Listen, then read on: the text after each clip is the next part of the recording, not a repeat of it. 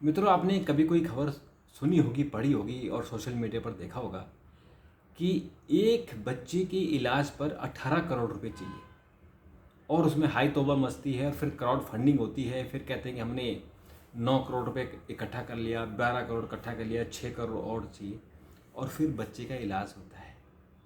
आपको पता है कितना महंगा इलाज है ये सब में जो हमारी जीन होती हैं, जो ह्यूमन बॉडी बनती है, जो हमारा भ्रूण होता है, उस भ्रूण से जो इंसान बनता है कभी कभी उसमें डिफेक्ट आ जाता है और उस डिफेक्ट के कारण ऐसी बीमारी पैदा हो जाती है जो कि लाइलाज होती है। और 18 करोड़, 9 करोड़, 12 करोड़ इस तरह की बातें होती हैं। उसका इलाज हो सकता है।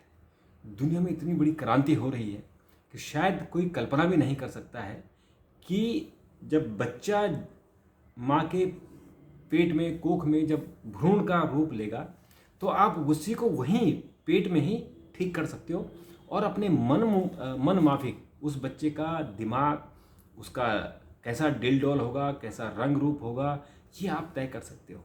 और इसके लिए अब दुनिया में बड़ी भारी क्रांति शुरू हो गई है। जिस तरह से आर्टिफिशियल इंटेलिजेंस एक आया है और उसने क्रांति कर दी है, दुनिया में एक अद्भुत क्रांति हो गई है, उसी तरह से एक नई क्रांति होने वाली है और उस क्रांति की शुरुआत हो गई है। उसको बोलते हैं क्रिस्पर एडिटेड बेबी, यानी जो एक टेक्निक है उसको बोलते हैं क्रिस्पर तकनीक। क्रिस्पर तकनीक क्या होती है कि आपके जो भ्रूण है, जो शुक्राणु है या अंडाणु होते हैं माँ बाप के, उनमें ही आप उसको एडिट कर सकते हैं। जैसे फिल्मों को एडिट करते हैं, अच्छी फ़ोटो बना देते हैं, ऐसे ही आप माँ बाप के भ्रूण को एडिट करके और एक नया बेबी बना सकते हैं और वो बेबी आपकी पसंद का बन सकता है। दरअसल अमेरिका में जो दो बड़े कंपनियां हैं वो सामने आ गई हैं और इसमें एक स्टार्टअप है, उसका नाम है प्रिवेंटिव। तो प्रिवेंटिव ने इस एक काइनबेस, एक कंपनी है काइनबेस के आर्मस्ट्रॉन्ग और ओपन एआई के मुल्हेरिन, ओपन आई के दो पार्टनर हैं। एक तो सैम आल्टमैन है और दूसरे हैं ओलिवर मुल्हेरिन। तो ओलिवर मुल्हेरिन और जो काइनवास के आर्मस्ट्रॉन्ग है, इन दोनों ने मिलकर एक कंपनी बनाई है, एक स्टार्टअप बनाया है प्रिवेंटिव। और ये सिर्फ ये क्या काम कर रहा है कि जीन एडिटेड बच्चे कैसे पैदा किए जा सकते हैं। जीन एडिटेड, जो जीन होती है, जो डीएनए होता है इंसान का, उसको उसमें कैसे एडिटिंग की जा सकती है। और इस बात में आपने सुना होगा 2018 में चीन में एक वैज्ञानिक हैं जिसका नाम है हे जियानकुई। इन्होंने एक एडिटेड बच्चा पैदा कर दिया था और वो गुप्त रूप से उन्होंने एक ऐसे बच्चे को जन्म दिया था जिसके जीन बदल गए थे। उन्होंने अपने हिसाब से कहा था कि अब ये बच्चा जैसे मैंने चाहा वैसा उसको बना दिया है। क्या क्या आप चाहते हो, आपका कोई बच्चा हो, क्या चाहते हो?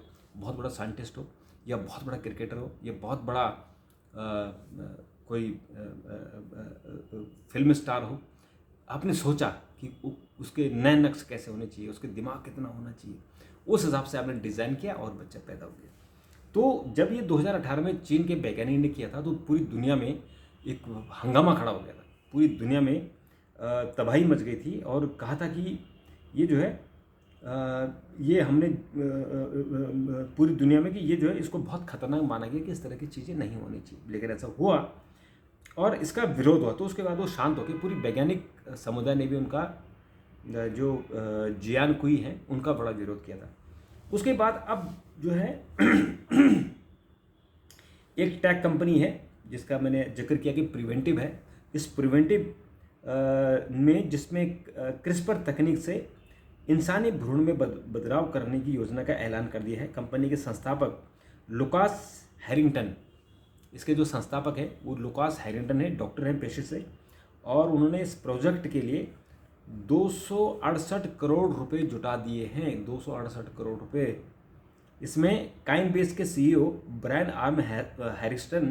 आर्म्स स्ट्रॉन्ग और ओपन एआई के सीईओ सैम आल्टमैन के पार्टनर ओलिवर मुल्हेरिन शामिल हैं। कंपनी का दावा है कि यह गंभीर जेनेटिक बीमारियों को रोकने के लिए एम्ब्रायो एडिटिंग पर रिसर्च करेगी। हालांकि यह तकनीक अभी भी विवादों में है और इससे नैतिक, वैज्ञानिक और कानूनी पहलुओं पर बहस जारी है। क्रिस्पर जीन एडिटिंग एक तकनीक है। इसमें वैज्ञानिक किसी जीव के डीएनए में सटीक बदलाव कर सकते हैं। इसे 2012 में जेनिफर डूडना और इमैनुअल शार्पपेंटियर, इन 2 वैज्ञानिकों ने इस पर काम किया था और इनको 2020 में नोबेल अवार्ड मिल चुका है। एआई को, जिस साइंटिस्ट ने एआई को जन्म दिया था उनको भी नोबेल अवार्ड मिल चुका है। तो जो नया काम कर रहे हैं, नया कीर्तिमान कर रहे हैं, उनको नोबेल मिल रहा है। इनको भी 2020 में नोबेल मिल चुका है।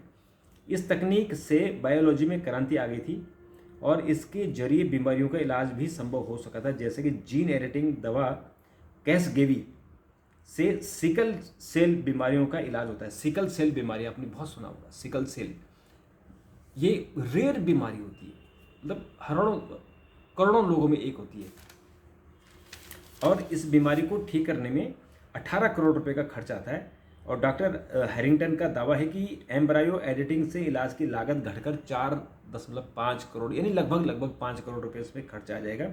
18 करोड़ से घटकर 5 करोड़ हो जाएगा।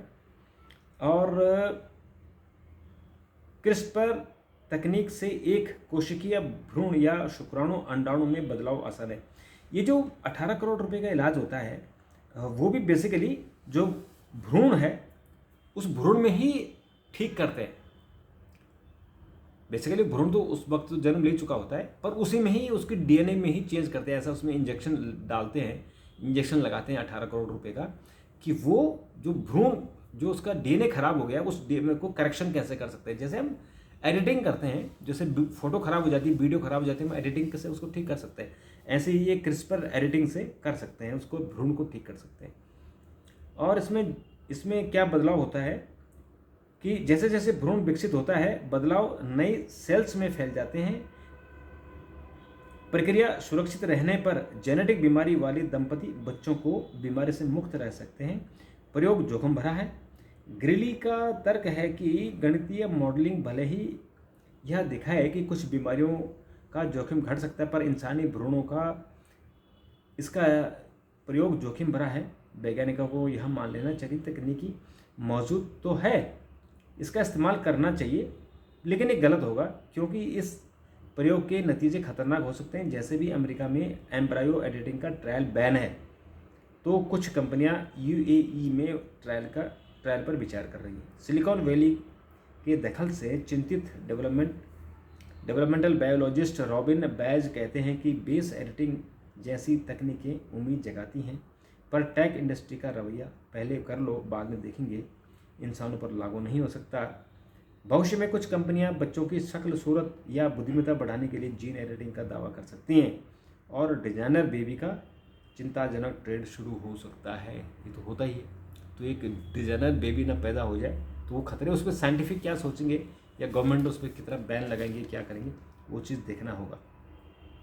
और उसमें जो एक साइंटिस्ट हैं उनका कहना है कि क्रिस्पर तकनीक डीएनए की डबल हेलिक्स को तोड़ती है ताकि सेल उसे ठीक कर सके, पर यह प्रक्रिया भ्रूण कितनी प्रभावी होगी यह स्पष्ट नहीं है। डीएनए के टूटे हिस्से ठीक न होने या गलत तरीके से जुड़ने पर नई म्यूटेशन हो सकती है। कई जीन पूरी तरह समझे नहीं गए हैं। एक बीमारी को ठीक करने की कोशिश में दूसरी बीमारी का खतरा बढ़ सकता है। भ्रूण में किया गया बदलाव अगली पीढ़ियों तक जा सकता है, जिससे अनजाने परिणाम हो सकते हैं। तो आप तो ये मान के चलो कि ऐसा होगा तो खतरनाक होगा और अच्छा ही हो सकता है। जिसमें एआई आया, हाई तौबा मची। जब कंप्यूटर आया, हाई तौबा मची, लेकिन कंप्यूटर ने क्रांति कर दी। ऐसे ही एआई ने क्रांति कर दी। तो ये भी क्रांति कर सकता है, लेकिन इसको कितनी अनुमति देनी चाहिए, किस लिमिट कितनी रखनी चाहिए, क्योंकि इसका दुरुपयोग हो सकता है। डिजाइनर बेबी पैदा हो सकते हैं, तो वो थोड़ा सा खतरनाक हो। आज भी आप देखते हैं कि जो बच्चे, माँ बाप, डॉक्टर बता देते हैं कि बेबी ऑपरेशन से होगा, यानी सर्जरी से बेबी पैदा किए जाते हैं, तो टाइम बता देते हैं कि ज्योतिष के हिसाब से इस समय अगर आप ऑपरेशन करोगे तो बच्चा ऐसा भाग्यशाली होगा। तो आज भी ऐसा हो रहा है। तो ये एक नई तकनीक आ रही है, उस पर आप क्या सोचते हैं, ज़रूर अपनी प्रतिक्रिया दीजिएगा।